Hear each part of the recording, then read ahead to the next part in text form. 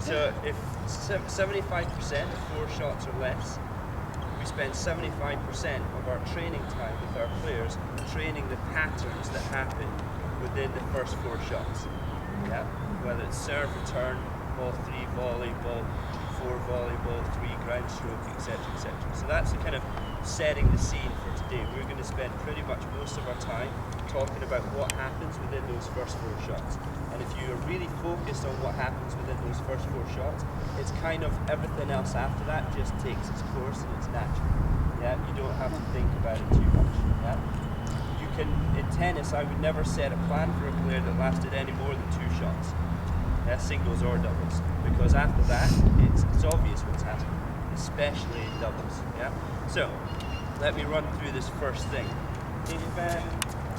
I'll try and gauge by your reaction on this one. So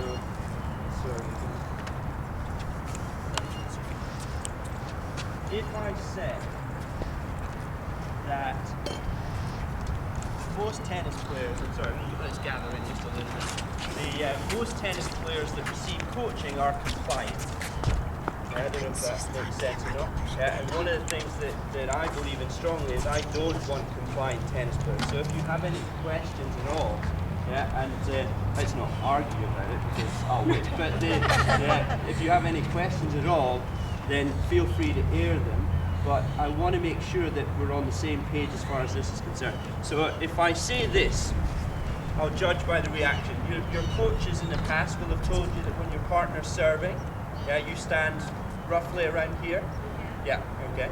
And when you first started playing, show of hands, or maybe even now, how comfortable you are here versus maybe at the baseline. So who's more comfortable here than they are at the baseline? Yeah, the minority. So the coach has told you to stand somewhere where you're not comfortable. Yeah, and they tell you it's for an advantage. Yeah, so it's like stand here because it's an advantage, and inside you're going because you're compliant. You go, but okay, I'll stand here, but I'm not really comfortable here. So what we tend to train to start with is the territory for this player, because chronologically, the server is always going to serve. The returner is always going to return. So what we do is we train the player who has the chance to hit the ball first after those 2 shots. But what tends to happen is, what do the coaches tell you to do on return of serve in doubles? Where do they tell you to hit cross court? Why do they tell you that? Yeah, because it's an advantage to stand here. Yeah, so it's like the logic doesn't add up. This poor player, if they could echo with their body language, is like this, yeah, and then all the balls go cross court except for a tiny minority. So this player's like, oh, okay, I'm scared of being here, but I'm not hitting any tennis balls. Yeah, so we try and train this player. Yeah, so again, this is the gauging by reaction. I can tell that it makes sense. Yeah, so we train this player and their territory first, and this is the way I would do it. If so, I've got the name badges of Petra. Yeah, so if you could stand on the baseline there, I want to imagine that my partner served the ball wide to Petra. Yeah, so if Petra, could you go out and pretend you've returned that ball? Maybe put your strings, like in contact point. Yeah, so right in contact there, perfect. So let's say the ball has gone there.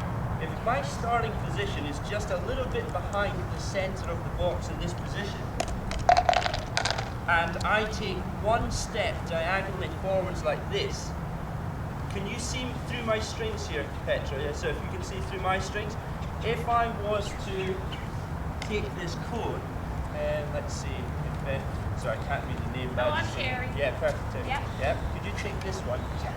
If you were to look through Terry's strings and my strings, could you pull down somewhere in the court where you think that is? How far back do you want? Yeah, perfect. That far back. Oh man, bang on. Yeah, excellent. So, the territory that we train as a fundamental start is that this poor player here has to cover the territory of approximately 70% of the court. Yeah, on the return. Yeah, not on every ball. Yeah, on that return to serve. And I can cover that one by doing this. Yeah, so it's not like I have to come all the way across here, because if I'm hitting a volley here, where's the ball going? It's going out. Yeah? So I train it to here. And then, of course, what's the other extreme of my territory is the line ball here. And again, how many times do you hear coaches saying, your biggest responsibility is to cover your line. So what you do is you get your 10s out, and you pitch it here, and you go, yeah, I'm covering the line. And then you leave 90% of the court for the player on that side. Yeah? So if I stand here, I can cover the line with one step. The exception being, if they squeak it down the line and the ball lands here. How many times is that going to happen in a 3-set match? 2, 3, 4. Yeah? So you let them have it. But what you don't do is sell your position based on something that will happen 3 or 4 times. Yeah? And that's what we do all the time. We know what we've got to do right, so we say, even when you're just learning for singles or doubles and you do something like, right, I want to approach the net more, you approach the net, you know it's the right thing, you do it 2 or 3 or 4 times, it has success, then you fail, and then you stop doing it. Yeah, so you end up losing the big chunk of learning because of one bad experience. Yeah, so we need to focus on the big chunk of positive stuff. So, here's what you're going to do. We're going to keep this really simple. We're going to train this player. Yeah, you're going to be in your doubles. And it's going to, well, let's do a quick demonstration of it. Petra, could you return the serve? Ted, could you serve? No pressure, no pressure. And if, Fitzwella, could you jump in that situation? So, this is good for all 4 players. So you're training all 4 players at the same time. Obviously, serve return, this player is probably going to get the most practice. So let's just say that Petra, yeah. If we say that the training situation here is that Petra cannot hit the ball to the left of that cone. That's out for this training situation. The ball has to try and land to the right. Yeah. So Petra's essentially trying to beat me in my territory, but this is the training situation for this player. We're not suggesting that in doubles you would play this ball. We're training this player because this poor player never gets trained. Yeah, always these 2 players, yeah, never this one. Yeah. So, Petra, you're going to try your best to beat me in my territory. Yeah. This is the one. Yeah. Good. Okay. So it's this. So I've had one training situation. So we're going to keep it like a score. So that's 1 love task.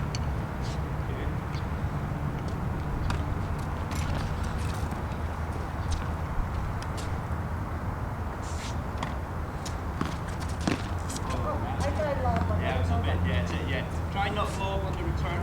It's a great return to do, but again, we're training this player because we want this player to get over the fear. So it's 2 love, 2 more.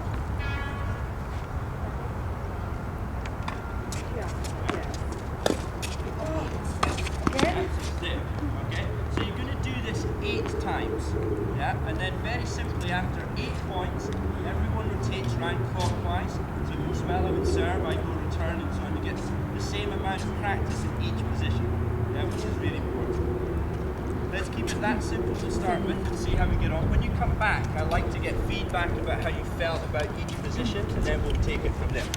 Can I suggest that we move around 1 space to the left, around all 4 courts, just 1 space, so you get different corners? It'd be good to mix it up. Yeah, so 1 space clockwise here.